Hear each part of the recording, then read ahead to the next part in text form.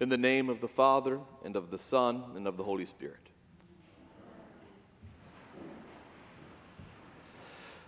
The Hebrew Bible reading appointed for today is appointed in the lectionary because of the way the gospel story echoes many of this reading's key themes. Crowds of hungry people, the meager offering of the food available, and then the miraculous feeding of everyone with an abundance left over.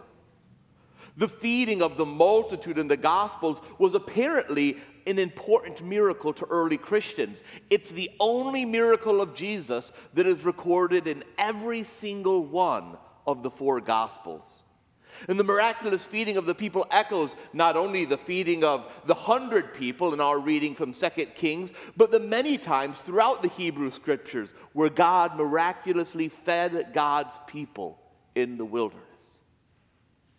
Within the context of 2 Kings, this story plays an important role in the narrative. So there are two books of Kings in the Bible, 1 Kings and, you guessed it, 2 Kings. The first half of 1 Kings tells the stories of the Davidic monarchy and then the political and religious schism that occurred in the generations after David was king. The second half of 2 Kings tells the story of the falling apart of the kingdoms of Judah and Israel as empires invade and carry the people off into exile. In between, though, there stand two prophets, perhaps the greatest prophets ever in the Hebrew Scriptures, each of whom is active during this time of political and religious instability, failure, and sin. And each one takes up about half of their book. So the second half of 1 Kings contains what's known as the Elijah cycle, as Elijah confronts the wicked king Ahab and consistently demonstrates the power of God over the power of the Canaanite god Baal. And then the first half of 2 Kings offers what's known as the Elisha cycle, a cycle that begins with Elijah taken into heaven by a chariot of fire as Elisha takes over Elijah's prophetic work. Elisha's ministry was particularly important during the wars between Moab and Israel and then Syria and Israel. And if you remember your Sunday school, perhaps, before Elijah was taken up into heaven, the text tells us that Elisha asked to receive a double portion of the spirit of Elijah. And that must have happened because the text tells us that Elisha performed twice as many miracles as his mentor Elijah had. It is these abundance of miracles of Elisha that form much of the content of these early chapters of 2 Kings, the beginning of the Elisha cycle, as the author demonstrates the legitimacy of Elisha's role as successor to Elijah. And they happen kind of one after another. Elisha purifies water for a city that had no clean drinking water. When the widow of one of the company of prophets finds herself in debt with no way of paying it off, and the creditor threatening to take her 2 sons into slavery as payment, Elisha created a miraculous amount of oil that enabled her to pay off her debts to save her children. Another woman, a wealthy one this time, provided space for Elisha to stay when he was journeying, and Elisha asked if he might do something for her in return, and she demurred. But then someone else pointed out to Elisha that this woman had no children, so Elisha prophesied that she would have a child, and she conceived that very season. A few verses later, the infant grows up, becomes a child, but then the child fell ill and died. And Elisha returned and raised the child to life, giving the child back to his mother. During a famine in the land, one of the men of the company of prophets accidentally included a poisonous plant in a stew. Kind of a bad idea. But Elisha miraculously makes it safe for everyone who is hungry to eat. And then after that story comes our reading appointed for today. The famine, apparently still continuing, is a man comes from Baal Shalisha, bringing a tithe of his first fruits to Elisha, 20 loaves of barley and fresh ears of grain still in the sack. Elisha tells him to use that gift to feed the people gathered. And the man's servant points out that this amount of bread is not enough to feed 100 people. But Elisha commanded that he try anyway. And sure enough, there was enough for everyone, even some food left over. In story after story, the power of God is demonstrated to be at work in Elisha. In a time of violence, scarcity, and death, Elisha continually intervenes, bringing safety, abundance, and life. The point, of course, is not the power of Elisha per se, but that God never leaves God's people alone. That there will always be enough, particularly for those who are vulnerable and marginalized, who seem so often to be on the receiving end of the miracles Elisha does. Earlier in my time as the rector of this parish, we went through some pretty lean years. The finance commission and the vestry would agonize over the budget, trying to figure out how in the world they could bring a balance between the ministry needs we truly believed were real and important, the rising costs of simply existing as a church, and the resources our community had. And during those years, I'd often say to the finance commission and the vestry, to the parish as a whole, there's always enough to do what God is calling us to do. If it doesn't seem like there's enough, I'd continue, then either we need to have a deeper conversation as a community about our own support for the ministry we all feel called to do, or we simply need to do that ministry differently. But there's always enough to do what God is calling us to do. I believed that message, and I still do believe that message. But as any household knows, when you get to the hard numbers, it can sometimes be difficult to trust God when there's no clear path ahead for actually being able to afford what we think God's calling us to do.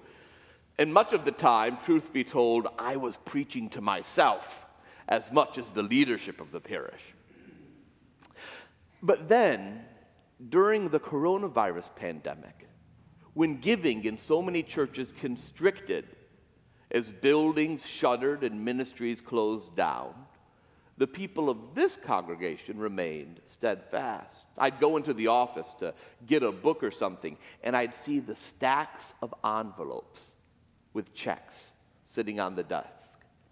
The abundance you all created because you believed that the ministry our church is called to do was just as important, was in some ways even more important in those challenging years. And it wasn't just your own commitment to SJE as a community. It was leaders like former Treasurer Rick Slater, who worked hard to get us a paycheck protection loan and then worked hard to ensure it could be forgiven. So, while the pandemic was actually a death blow to many congregations who had to fundamentally shift who they were and what they did, SJE came out of it actually stronger, with more members, more ministries, and a healthier budget than ever before.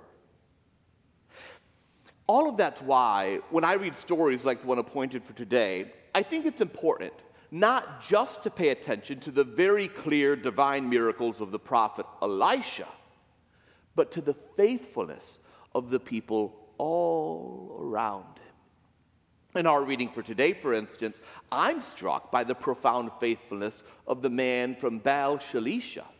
The name of his city includes that name of the Canaanite god I mentioned, Baal, the same god whose followers Elisha's mentor Elijah constantly was confronting.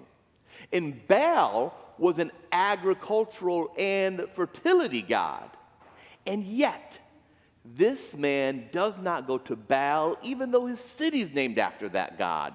This man does not trust in the power most people around him would have. No. He takes his offering and goes to Elisha, the prophet of God.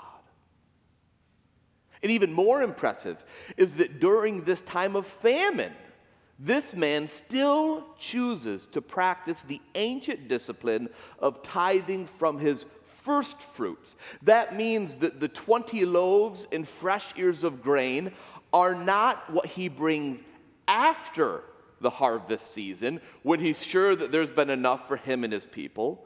No, he brings his first fruits, the first of the harvest, and he does that in a time of famine. This man trusts that God will provide. He knows that his job is to be faithful, and he knows that if he is faithful, there will be enough later in the harvest to take care of his own needs.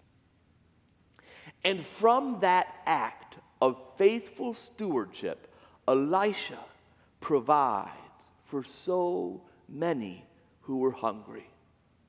The servant can't believe it'll be enough because the servant only sees the scarcity in front of him. What Elisha sees, though, is a crowd of 100 hungry people. And he is sure that what God has provided through the stewardship of this one man will be enough to answer that need. As one scholar says, the prophet looks at the same small offering and at the large crowd and sees not scarcity, but an opportunity to bear witness to the reality and power of God's presence among them.